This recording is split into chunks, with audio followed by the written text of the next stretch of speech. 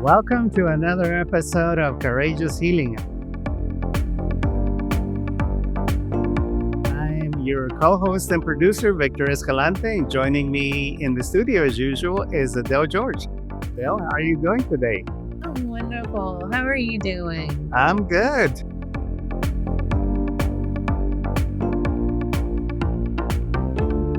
So, to what do we owe this warm, vibey feeling that you're giving off that all is good? Well, all is always good with me. So, but I've been thinking a lot and I thought this was a really wonderful conversation that we should have. Right now, there's a lot of arguments going on. We know that there's a lot of political discourse between both sides. And there's a lot of arguments. There's a lot of people feeling uncomfortable. There's a lot of people disagreeing. And even if you're not actively participating in the disagreements, you're reading them on social media. You're seeing the people around you are talking about them if you're in the room in the house or with your friends.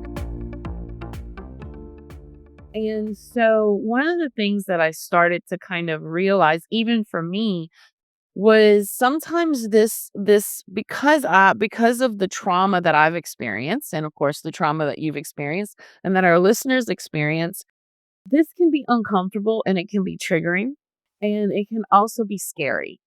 So I thought that we could sit down today and just kind of talk about not politics, but when you're in situations like this, how to navigate it because you don't have to engage. Yeah, full disclosure, I found myself doom scrolling again.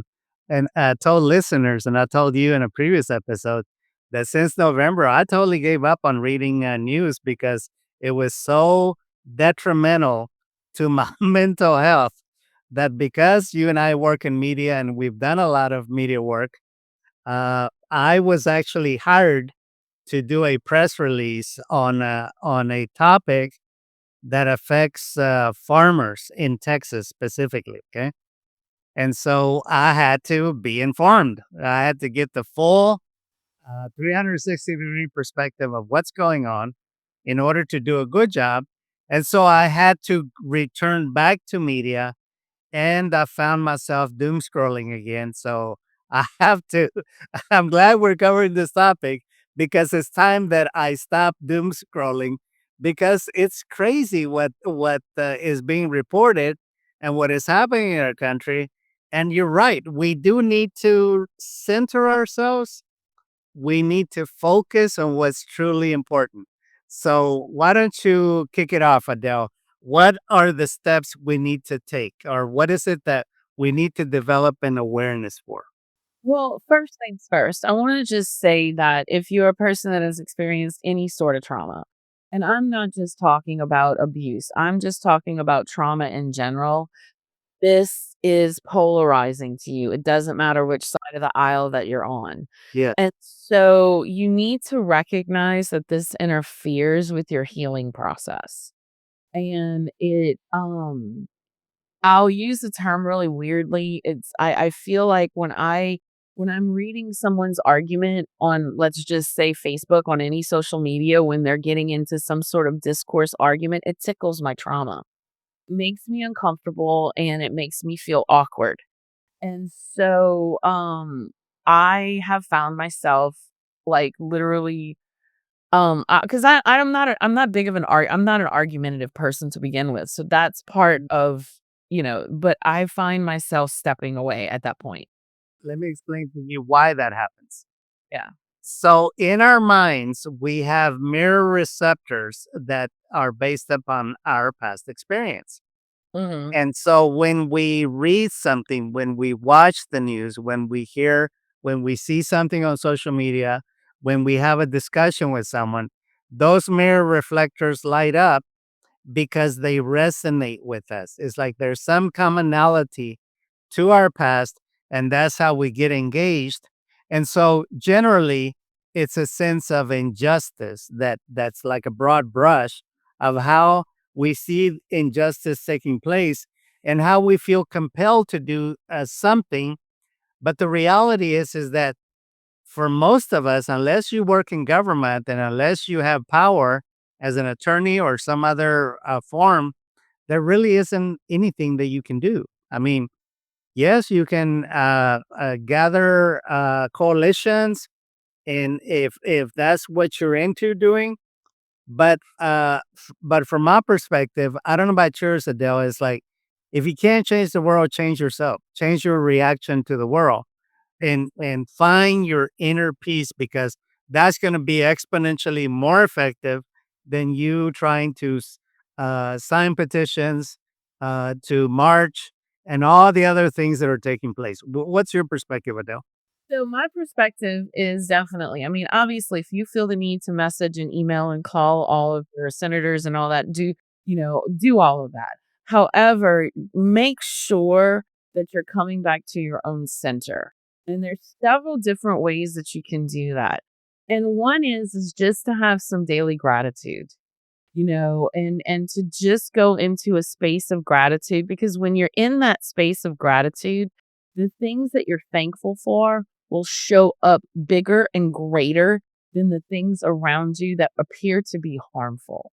And Yes. and so it's like, and I didn't look, if you're not one that has done gratitude before, just be thankful for the water coming out of the faucet or the lights that turn on or the fact that you woke up That's this. easy for us in Houston, Adele, because we've been without power during hurricanes. It's like you never really appreciate having internet Wi-Fi service, having telephone service, having a warm shower, having refrigeration until you lose it. You're spot on in that sometimes these things that we take for granted, we need to develop a reflection on all the blessings that we have. Right. And when we do that, that that vibration is higher than focusing on the doom, focusing on how the world is crumbling, and then stressing ourselves over it. Exactly. And you start with something simple like that. You start with something, I'm thankful for today. That can be the start of it. But as you're going to start this gratitude practice, then you're going to realize, I'm so thankful for my friends. I'm so thankful for my job. I'm so thankful for this. I'm so thankful for that. I'll take it one step further. It's like pray to God and thank God that you're alive, that you're living at this time, that you have good health, that you have the basic necessities, because and do it out loud, because when you do that, you end up aligning your etheric body, your aura, your mental body, your emotional body, and your physical body. They all align, and your signal is going to be stronger to establish that connection with God. And if it's too awkward, journal it and then just read your journal Yeah, out loud. yeah, absolutely. As it's so I just think that stepping into a moment of gratitude every day and picking something to be grateful for will not only will it give you a great start to your day and a great end to your day. I It actually do that. I actually do that, listeners. I will sit out in the back porch 10, 15 minutes a day and thank God for the weather. Whether it's raining or whether we have sunny weather, is like I'm thankful for the rain. I'm thankful for the blue sky. I'm thankful for the birds that are flying around. I'm thankful for the green shrubbery that is growing all around. It's like you just keep thanking through awareness everything that you're thankful for. And again, I find it extremely refreshing because by the end of displaying gratitude, 10 15 minutes is like you really are charged. It's like you really feel great.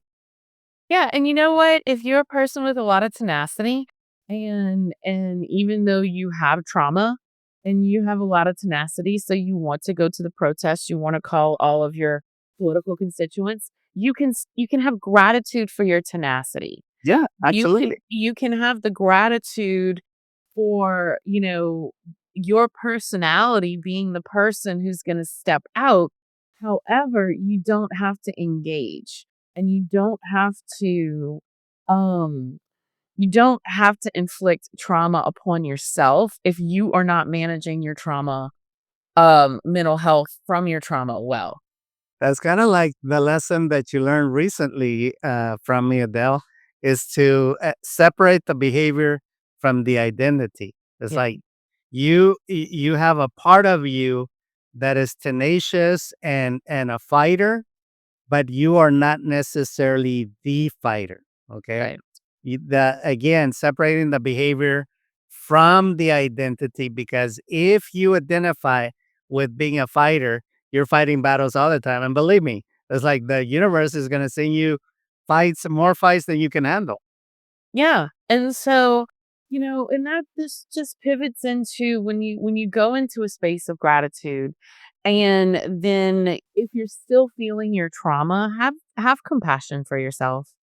Have a space of, just knowing that you're feeling this, but knowing that nothing is going to happen, and that you're safe, and that you're okay, and that the person who is on the other side of this that's polarizing to you is on the other side of a screen, on the other side of a phone, and it's not going to harm you. And from that compassion, when you find that compassion and that gratitude, it makes it easier to separate yourself from these things. Yes. I also have a mantra for people. It's the year 2025 and I survived my trauma. Okay. So this grounds you in the present. This serves as a reminder for you to all parts of yourself that may be fractured and separate from you, the whole that you survived. You're a survivor. It's the year 2025, and I survived that. Just as a quick refocus on where you are, so that again you don't get stuck in reliving trauma from the past, and you don't totally associate to the trauma to where you re-traumatize yourself by reliving some of the trauma that you've been through. And I want to be very clear about something, Victor. This does not mean that if there is someone in your life that is very polarizing and upsetting or frustrating or wants to argue and you've chosen to separate yourself from them, we are not encouraging you to do anything that would either reconnect or connect into anything that you feel is harmful. We're suggesting that you remove yourself, but you don't have to remove yourself in some sort of dramatic fashion. You Yes. can just find a way to put some space, in yourself and between yourself and the issue. And I because I find that a lot of people, there's a lot of polarizations that are going on right now. And you need to know, just like me, we have to remind ourselves we can still do what we want to do and not have to get involved in the two magnets opposing each other. We don't have to step in. It's a hive mind, and we don't have to step into that. We can stay on the outside of it. We can still have our political opinions. We can still believe what it is that we want to believe, and we can still live our life the way that we choose to. But we don't have to engage, and we don't have to, like I said, and I use the term tickle your trauma, because when you tickle your trauma, then then your mental health starts to kick in, and then you start to go and you spiral. And so, what we're trying to do here, people, by talking to you listeners and talking about this, because Victor and I do this for ourselves, is we're just trying to help you not re-engage what you're healing. We want you to continue to move forward. And so for someone like myself who's been down this road for 25, 30 years now of healing from my trauma, I don't want something to reignite a fear that I've dealt with, because I don't want to have to deal with it again. I don't want to have to move through that process again.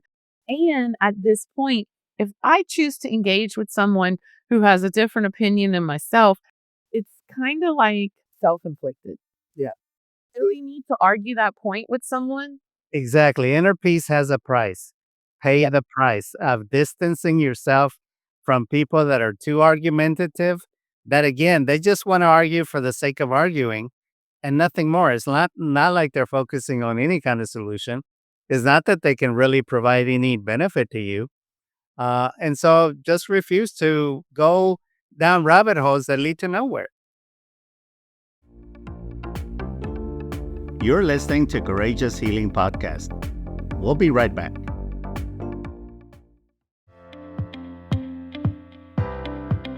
Looking for the perfect soundtrack to bring your project to life? Meet Roy D. Haston, an experienced composer who creates captivating music for films, commercials, and live events. From emotional scores to upbeat, energetic tracks, Roy's compositions add depth and emotion to every story. His unique soundscapes elevate your project and leave a lasting impression.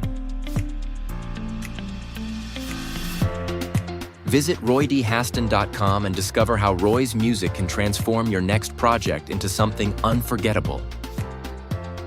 And thank you, Roy, for your original music for our Courageous Healing podcast.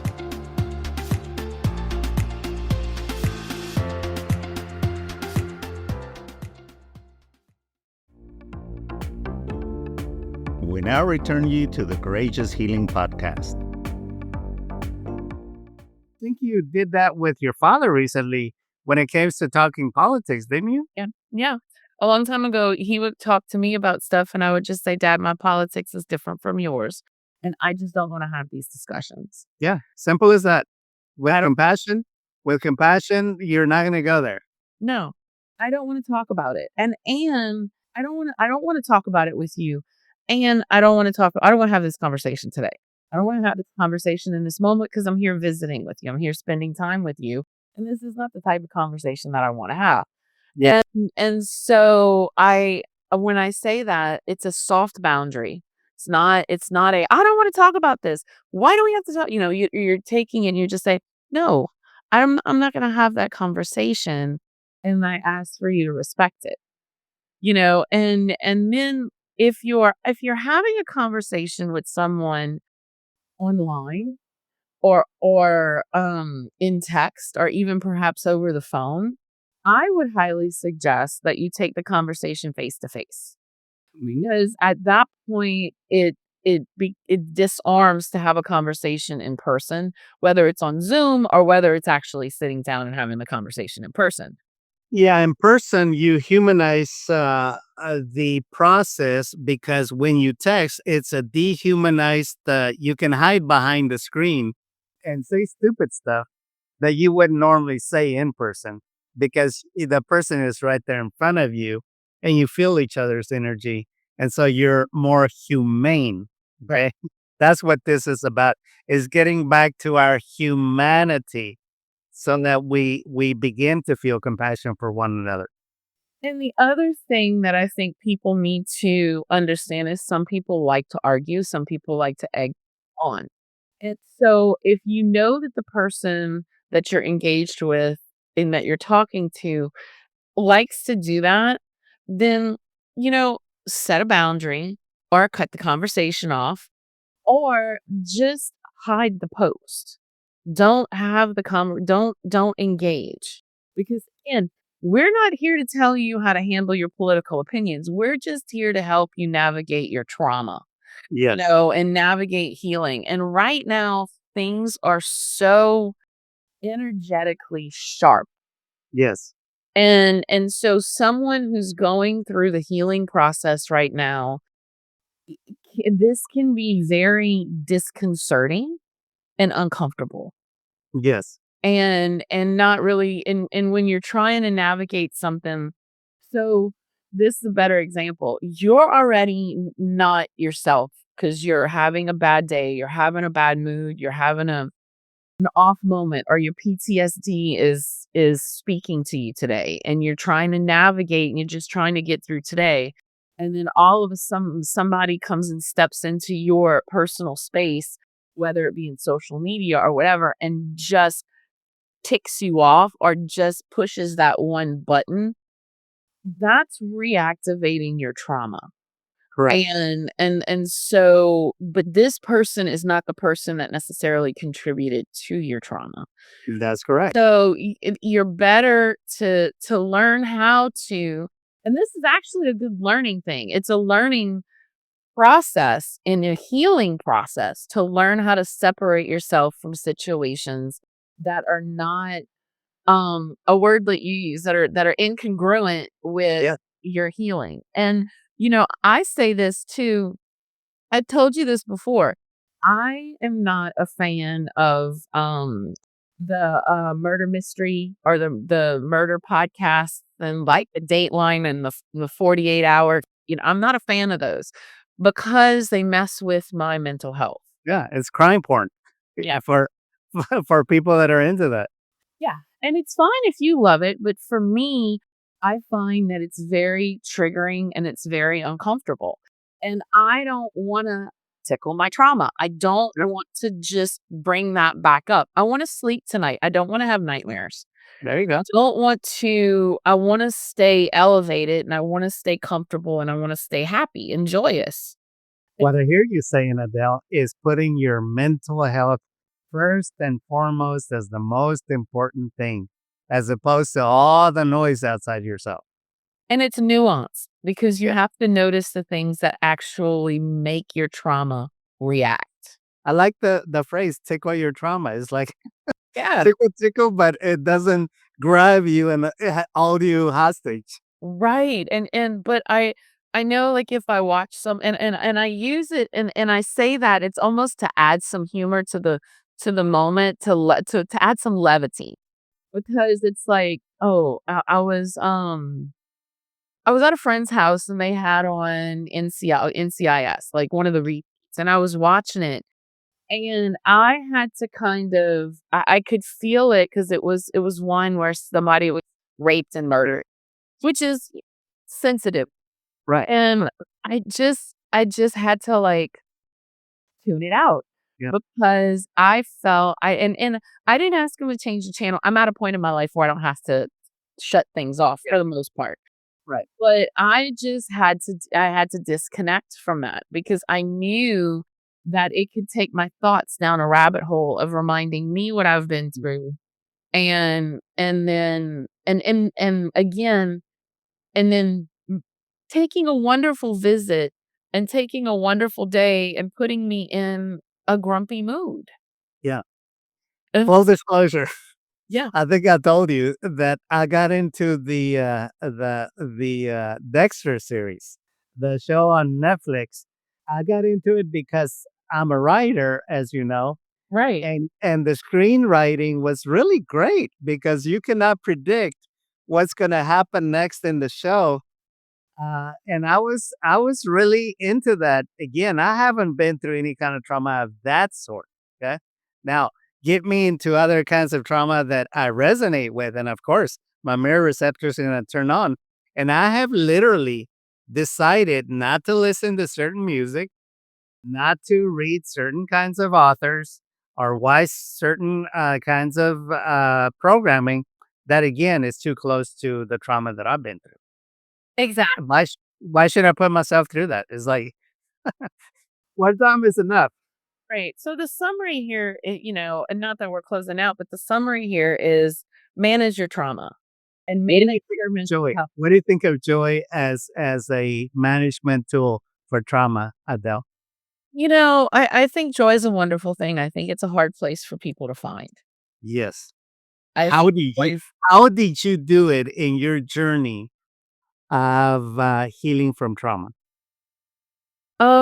I think having compassion for myself and having compassion for what happened and you know, and living my life. I'm gonna tell you. I'm gonna recall something you told me years back that you got into. It's like you got into photography, Yeah. and living in New Orleans is a wonderland for all kinds of interesting photography. Yeah. So find something that gives you joy. Create a hobby. Yeah. Explore something that you find joy in doing, either alone or with others. I mean, there's all kinds of clubs nowadays that you can join through Meetup. that again, whether it's wine tasting, whatever it is, find something that gives you joy, because in the big scheme of things, their life is about living it, not about commiserating about the past. Yeah, and it can be temporary. You know, I don't get out and take pictures like I used to, even though I still have the eye for it. I use my phone mostly. I don't use my DSLR anymore, but Well, nowadays you can enjoy you can afford all kinds of other joys that you couldn't back then. yeah, Uh, and whatever your hobby is, just yes, it can be something for the moment.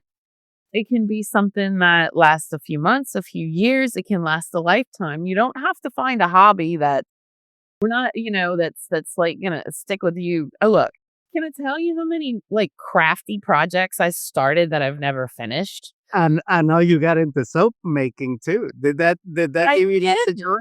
I loved it. I loved it. The part I hated was having to sell it, Yeah, which was why I got out of it because then I had like 300 bars of soap and I love the hobby. I spent thousands of dollars investing in equipment that I still have because I still want to make some every now and then. yeah. I have absolutely no desire to go to craft shows to sell it. But I can't tell you how many crocheted blankets I've started, cross stitch, Oh, really? Okay. like over the past 30 years. Half of this stuff ends up in the trash. I have a paint by numbers that I started 6 months ago. A puzzle, like it doesn't matter as long as it brings you joy at the moment. Exactly. You don't have to discipline yourself to finish it. And I just wanted to say that simply because it's what makes you feel good at the moment. Exactly. It's the little thing that brings you joy at the time. It's you being the therapist of your own inner world and actively and proactively doing something that again makes you feel good. Yes. And one other thing that I do definitely want to bring up is have compassion for others. Yes. Cause I just mentioned if someone says something to you and you're having an off day, whatever that off day is, and it's triggering for you and it causes you to argument or it causes you to be grumpy or have a bad day, um, they didn't know that. They didn't know that you had that bad day. So when you see somebody offering some horrible things, saying some horrible things or a horrible opinion or, on Facebook or towards you, they're saying these things, having compassion for them because you don't know the space they're coming from. You True. don't know you don't know what's triggering them. You don't know why they're feeling the way that they're feeling. And you don't know exactly what it is that is causing them to speak out in this way. And could be in a potentially hateful way and it could be in a potentially positive way. But when you have compassion for other people, um, you see the world in a different place. Exactly. Which reminds me of the story of Viktor Frankl in his famous book, In Search of Meaning, that he learned that he could have compassion for the Nazi jailers, the Nazi persecutors that killed all his family and had him in a concentration camp because he saw them as victims of a machine, of a killing machine, rather than being faceless monsters. He, through compassion, saw that he had more freedom than they did because he could find the freedom to give any meaning to his experience, whereas the Nazi soldiers, they were prisoners of a killing machine.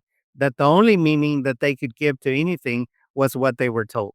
Yeah. So again, that's really, really deep compassion that I'm sure he was a psychiatrist by trade. So he had the clinical training, but in real life, he was able now to put it to practice. Yeah. You may not be a Viktor Frankl that can have that kind of compassion for what's going on for others, but again, we live in a world that you have light and dark, and between those two poles is the electricity that fuels change and between those two poles is what creates and destroys. And so we're going through a transition right now, and on the other side there is going to be a better world, and it's up to us to make it a better world. And if you don't have compassion for other people, that might be something you need to explore with your mental health. Start with yourself. Compassion for yourself. It's like you were a victim. You did not seek. You did not invite. You did not uh, solicit any kind of abuse that was done to you. You were a victim of circumstances. You don't have to stay a victim. You can be a survivor. Exactly. And listeners, if you've listened to the other podcasts, you've heard me talk about my ex-husband, my abuser. And you've heard that I do have compassion for him because of what he's been through. Doesn't it doesn't negate what he's done, the treatment that he's given me, and the fact that he still remains in prison to this day. None of that is softened by doing this, but because of the abuse at the hands of a former pastor, he was sexually molested for a number of years. I understand what created that monster. We Yeah. do not get the privilege of truly understanding what has created each and every human being on this planet. We do not get the privilege of knowing everyone's deep psyche. So, having compassion for someone, even though you don't understand why they're so angry or why they're so vengeful or why they don't like a certain group of people, we having compassion for them is potentially something they've never experienced. And we can change the world through compassion. Yep. By having compassion rather than fomenting and expanding that dense energy. We can neutralize it Yep. where we meet it. We can tickle we can tickle the darkness with our lightness. Exactly. And the root of compassion is love. Yeah. I mean, it's just another word. It's just another word for love. But it's a way of loving yourself. There's multitudes of ways of loving yourself and loving others. And compassion is just softening the edges and just softening the edges on yourself, and it's softening the edges on others. And when you have compassion for someone else, sometimes it shocks them. Yes, for sure. For sure. They didn't expect it. Yeah. Do the unexpected. Yeah. Any final words, Adele? No, just take some time, guys. Give yourself some gratitude. Give yourself some distance. Really, really think about, should I be reading this post?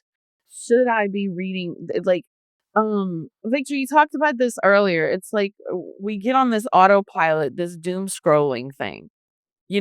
Should you can doom scroll all you want as long as you enjoying what you're looking at. But when you're going to engage and you're going to see these arguments and you're going to see things and it's going to be emotionally triggering to you, one of the things that helps your mental health is to learn how to separate. And that means in that moment, go, nope, this is not good for me.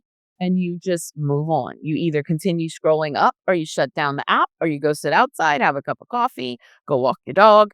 But you separate from it at that time. And over time, you won't have to physically separate. You'll be able to say, nope, and you just can keep going and it becomes a habit.